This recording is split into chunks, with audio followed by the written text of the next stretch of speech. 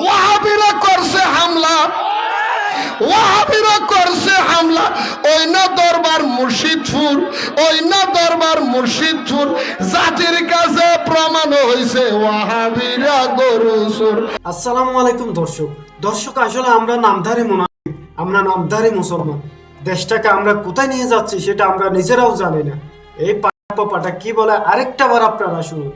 ওয়াহাবিরা করছে হামলা, ওয়াহাবিরা করছে হামলা। ওই না দরবার মুর্শিদপুর, ওয়াহাবিরা নাকি করছে হামলা ওনার দরবার মুর্শিদপুর। জাতির কাছে নাকি প্রমাণিত হয়েছে ওয়াহাবিরা গরুচুর। আসলে এরা ওয়াহাবি বলে কাদেরকে সম্বোধন করেছে জানেন?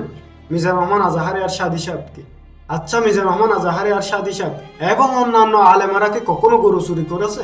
আচ্ছা আপনারা বলেন তো, আপনারা কি কখনো এই নিউজটা দেখেছেন? আমি জানি আপনারা কখনো এই নিউজটা দেখেন নাই এবং আমি নিজেও দেখি না। গরু ছাগল নিচে মহিষ, দেখতে লাগে জিন্দা ইবলিশ। গরুর ফাঁসা তার চেহারা, আরে গরুর ফাঁসা তার চেহারা মিলছে একদম শুরু। গরু ছাগল নিচে মহিষ আলেমদেরকে দেখতে লাগে নাকি ডাইরেক্ট ইবলিশ?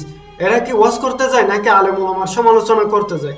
এই সমস্ত মাজার পূজারীদের শিরকের আড্ডা থেকে আপনাকে বিরত থাকতে হবে, তা না হলে আপনার পুরো জীবন শেষ।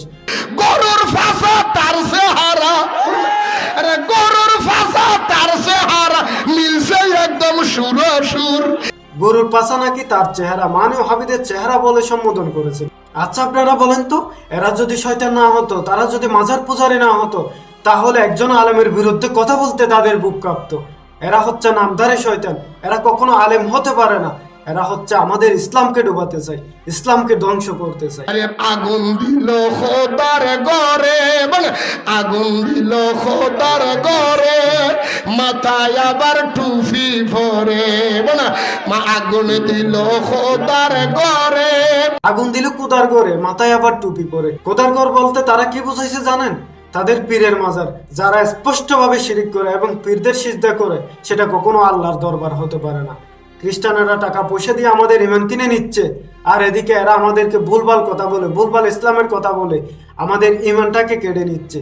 হান্ডি ট্যাক্সি ফ্যান্সুর মিলে দেশ চালাইবার চিন্তা করে। বিরিয়ানি খাওয়া না যায় মিলাদুন্নবী বাজার, কিন্তু ট্যাক্সিটা চুরি করে নিয়ে যায়। হান্ডি দেখছি পেন্সুর মিলে দেশ চালাবার চিন্তা করে। আসলে এরা আলেমদের নামে মিথ্যা প্রচার করতেছে। আলেমদের কি টাকার কমতি তারা হান্ডি দেখছে পেন্সুরি করবে? আবার তারা বলছে দেশ চালাবার চিন্তা করে। কেন আলেমরা কি ক্ষমতার মধ্যে আসলে আপনাদের কোনো সমস্যা, নাকি আপনাদের মাজার ভেঙে তছনছ করে দেবে বলে আপনাদের এই চিন্তা ভাবনা? আলেমরা কি ক্ষমতায় আসার যোগ্য নয়?